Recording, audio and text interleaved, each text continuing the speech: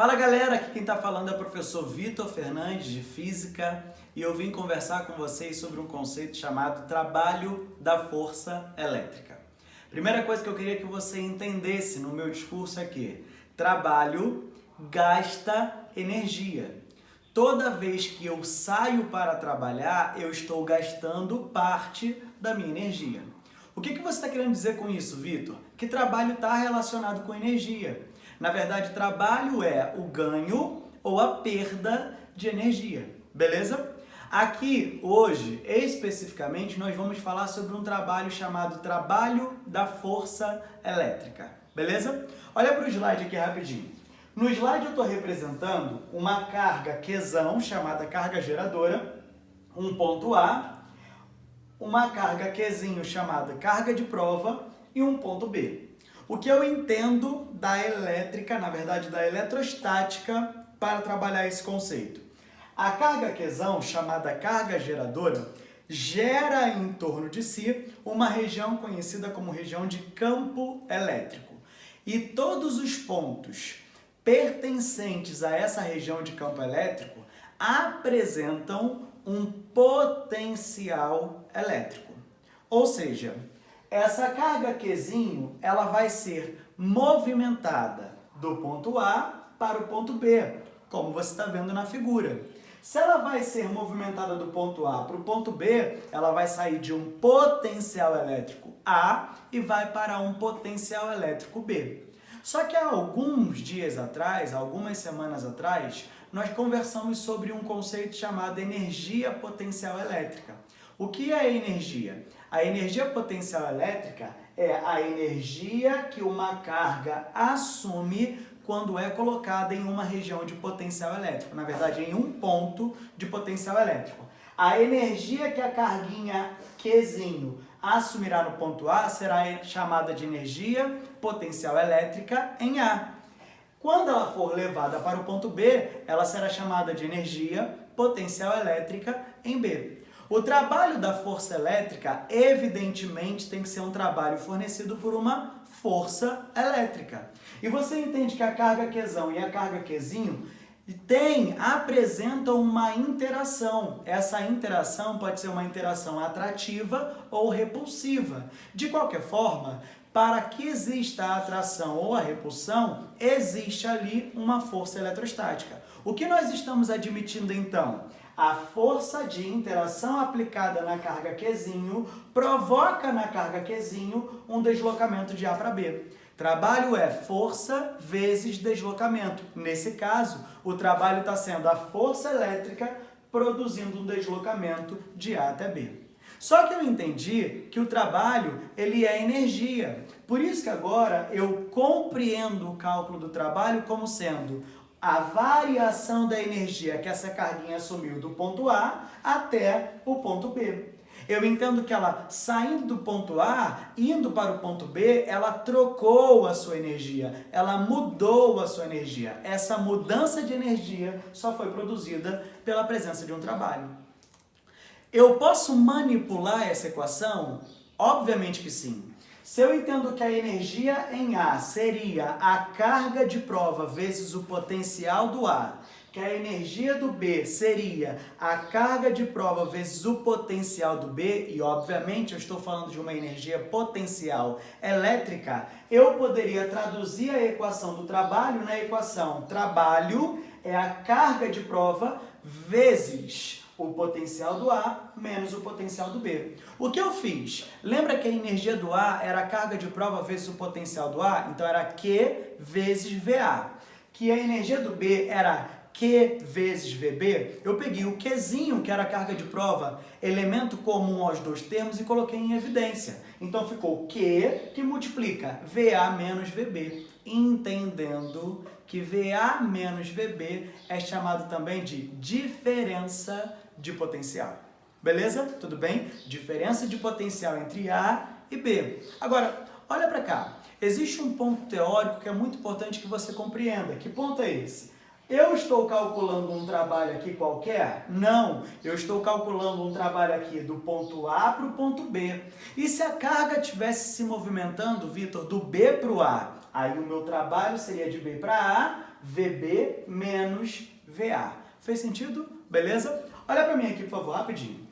Eu entendo que há algum tempo atrás nós falamos sobre um conceito chamado superfície equipotencial.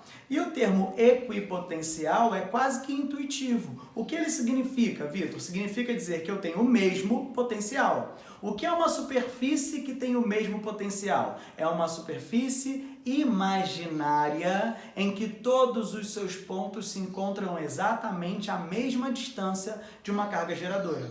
Olha para cá rapidinho. Eu tenho uma carga geradora em laranja, chamada carga Qzão, e existem duas superfícies equipotenciais em torno dessa carga.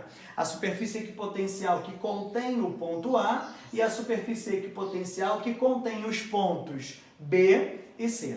Beleza? Tudo bem? Se os pontos B e C estão na mesma superfície equipotencial, o potencial elétrico do ponto B é o mesmo potencial elétrico do ponto C. Se o ponto A está em uma superfície equipotencial diferente da superfície equipotencial do ponto B, existe uma diferença de potencial entre A e B. E é isso que eu quero que você entenda. Se uma carga fosse levada do ponto A para o ponto B, ela estaria sendo submetida a uma diferença de potencial. Mas se essa carga não fosse levada, se ela fosse levada do ponto B até o ponto C, ela não estaria sendo submetida a uma diferença de potencial. Olha para cá rapidinho. Eu estou identificando aqui duas placas planas paralelas com potenciais elétricos distintos. Aqui eu tenho um potencial elétrico positivo, aqui eu tenho um potencial elétrico negativo. Suponha que essa carga aqui, ó, Qzão, carga positiva, fosse uma carga de prova. Que essa carga aqui, ó, Qzinho, negativa, fosse uma carga de prova. Evidentemente, eu entendo que se eu pegasse essa carga positiva e em algum momento abandonasse dentro dessa região, que região é essa, Vitor? É uma região de campo elétrico uniforme. Como você sabe que ele é uniforme? Porque ele tem o mesmo módulo. Como que você visualiza que ele tem o mesmo módulo? As linhas de força estão equidistantes. Significa dizer que não há em toda essa região nenhum ponto de maior concentração ou maior dissipação das linhas de força. Por isso que eu posso falar que o módulo do campo elétrico é sempre o mesmo. Beleza? Tudo bem? Eu também entendo que eles têm sempre a mesma direção, no caso horizontal, sempre o mesmo sentido da esquerda para a direita. Então, voltando ao nosso assunto, se eu pegasse uma carga de prova mais Qzão e abandonasse nessa região, evidentemente essa carga seria atraída para a placa positiva ou para a placa negativa. Se eu pegasse uma carga Qzão positiva e soltasse nessa região de campo elétrico uniforme, eu entenderia que essa carga tenderia à região da placa negativa. Concorda comigo, sim ou não? Da mesma forma, se eu pegasse a carga negativa e colocasse nessa região, ela tenderia o movimento à sua placa positiva. Então, espontaneamente, a carga positiva buscaria o potencial elétrico menor. Espontaneamente, a carga negativa buscaria um potencial elétrico maior. E é isso que eu quero que você entenda nessa observação que eu coloquei aqui, ó. Uma carga positiva sempre buscará espontaneamente um potencial elétrico menor. Então, toda vez que uma carga elétrica positiva vai para um potencial elétrico menor, sai de um potencial maior, vai para um potencial menor, ela está tendo um movimento espontâneo. Espontâneo significa a favor da força eletrostática. Então, o trabalho dessa força eletrostática é um trabalho positivo. Ah, então, Vitor, se eu pegasse essa carga positiva e fizesse ela se movimentar para o potencial elétrico maior, esse movimento não seria espontâneo. Não, seria um movimento forçado. Se ele é forçado, ele é contra a minha força eletrostática. Então, o trabalho da força eletrostática é contra o movimento. Por isso, um trabalho dissipativo. Seria um trabalho negativo. Beleza, até aqui? Tudo bem? A mesma coisa acontece aqui, ó. Uma carga negativa busca espontaneamente regiões de maior potencial. Ou seja, se eu pego uma carga negativa e deixo ela ir espontaneamente para um potencial maior, ela está no movimento espontâneo, o seu trabalho é positivo.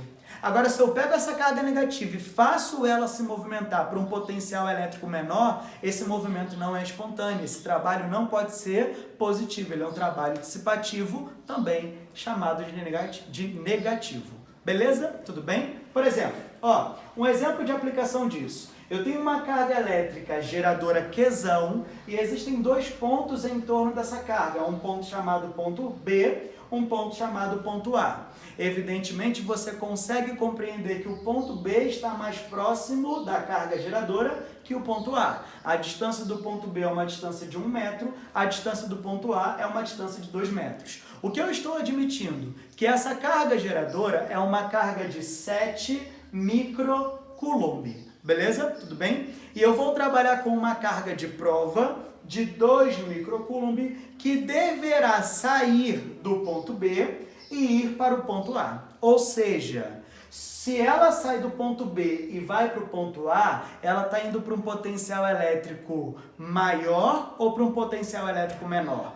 Como o ponto A está mais distante, esse potencial elétrico é menor. Tudo bem até aqui? Beleza? O que eu quero? Eu quero o trabalho dado para essa carga elétrica Qzinho de 2 microcoulomb para ser levada do ponto B para o ponto A. Beleza? Como que eu vou calcular esse trabalho, Vitor? Bom, o cálculo do trabalho será Qzinho, que é a carga de prova, VB menos VA. Por que VB menos VA? Porque ele sai de B e vai para A. Beleza até aqui? É o que a gente conversou nos slides atrás. Beleza? Tudo bem? Só tem um problema. Quando eu vou utilizar essa equação, a carga de prova, o Qzinho, eu sei quanto vale. Vale quanto? 2 microcoulomb. Tudo bem? Mas e o potencial do B? E o potencial do A? Eu sei quanto vale? Não sei. O que eu vou precisar fazer agora? Preciso parar para calcular quanto vale o potencial do B, parar para calcular quanto vale o potencial do A, para aí sim calcular o trabalho de B para A. O cálculo do trabalho, na verdade do potencial elétrico, ele é dado por essa equação, V, que é o potencial, é a constante eletrostática vezes a carga geradora dividido por uma determinada distância.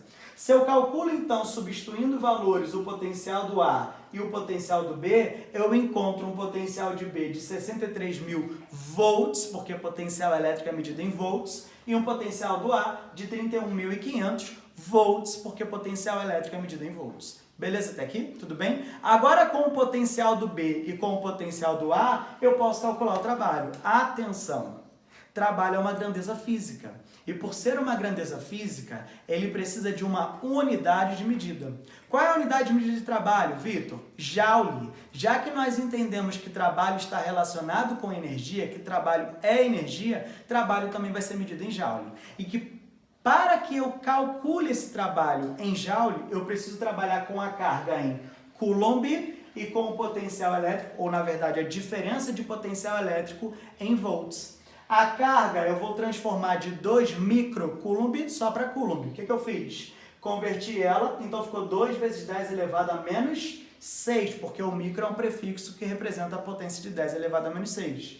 Potencial do B, 63.000, potencial do A, 31.500. Quando eu faço a diferença entre eles, eu calculo um trabalho de B para A sendo igual a 6,3 vezes 10 elevado a menos 2 joules. Beleza até aqui? Então, resumindo, eu falei que eu poderia calcular o trabalho por força vezes deslocamento, e evidentemente se eu te der a força, te der o deslocamento, você tem condições de calcular esse trabalho. Eu falei que eu poderia calcular o trabalho pela variação da energia, quando o ponto sai do A e vai para o B, seria a energia do A menos a energia do B. Tudo bem até aqui? Beleza? Mas eu também posso calcular o trabalho pela equação carga de prova vezes a diferença de potencial. Se uma carga sai de uma superfície equipotencial e volta para a mesma, qual é o trabalho dela? Nenhum, porque não há diferença de potencial. Beleza, galera? Bom, eu espero que com essa aula, com esse discurso, com esses slides, eu tenha conseguido te mostrar o conceito do trabalho. Beleza? Qualquer dúvida, pode me chamar na rede social, eu estou disponível. Um grande abraço e